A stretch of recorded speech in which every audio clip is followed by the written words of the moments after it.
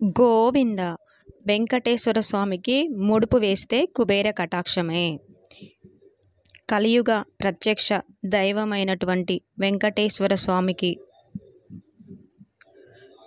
మనం ఆరాధన చేస్తూ ఈ విధంగా ఈ పరిహారాలు పాటిస్తే మన జీవితంలో ఎలాంటి కష్టమైనా తొలగిపోయి మన సంపద పెరుగుతుంది. మరి అవేంటో తెలుసుకుందాం. మనం ఏదైనా కష్టం వచ్చినప్పుడు మనం వెంకటేశ్వర స్వామికి ముడుపు పెట్టుకుంటాం. మీరు ముడుపు కట్టే ముందు కొన్ని జాగ్రత్తలు, కొన్ని నియమాలు పాటిస్తూ స్వామి ముడుపు వేస్తే మీకు చాలా మంచి జరుగుతుంది.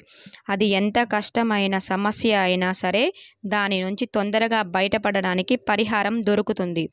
ఒక తెలుపు రంగు వస్త్రాన్ని తీసుకొని దాన్ని పసుపు కలిపినటువంటి నీళ్ళల్లో ముంచి మళ్ళీ ఆరబెట్టి అది పూర్తిగా ఆరిన తర్వాత ఆ వస్త్రము పసుపు రంగు వస్త్రం అయ్యి పోతుంది. ఆ వస్త్రానికి 4 వైపులా కుంకుమతో బొట్టు పెట్టండి. తర్వాత 11 రూపాయలు లేదా 21 రూపాయి బిళ్ళలు లేదా 54 రూపాయల బిళ్ళలు లేకుంటే 108 రూపాయల బిళ్ళలు మీ ఆర్థిక స్థితిని బట్టి ఆ వస్త్రంలో ఉంచి మూట కట్టాలి. ఈ మూట కట్టేటప్పుడు ఆ మూటకి 3 ముళ్ళు వేయాలి. అయితే ఈ 3 ముళ్ళు వేసే సమయంలో ఒక్కొక్క ముడి వేస్తూ మీకు ఉన్నటువంటి సమస్యలు స్వామివారికి చెప్పుకుంటూ ఆ ముళ్ళని వేయాలి.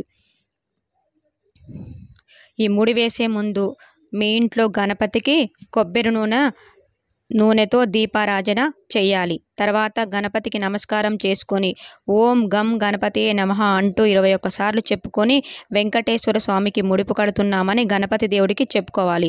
మనకు ఎంతటి కష్టమైనా దాని నుంచి బయటపడే అవకాశం లభిస్తుంది.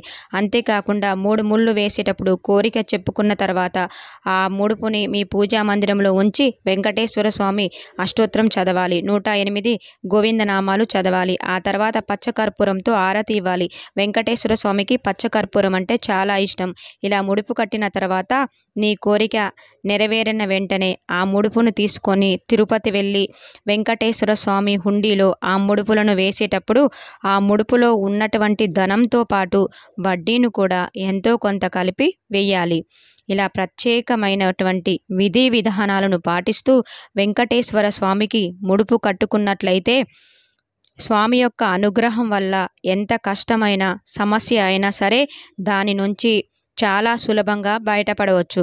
దీనితో పాటు శనివారం వెంకటేశ్వర స్వామి ఫోటో దగ్గర పిండి దీపం పెడితే మీ సమస్యలన్నీ తొలగిపోతాయి. ఈ వీడియో నచ్చినట్టయితే లైక్ చేయండి, మీ మిత్రులందరికీ షేర్ చేయండి, కామెంట్ సెక్షన్లో గోవిందా అని కామెంట్ చేయండి,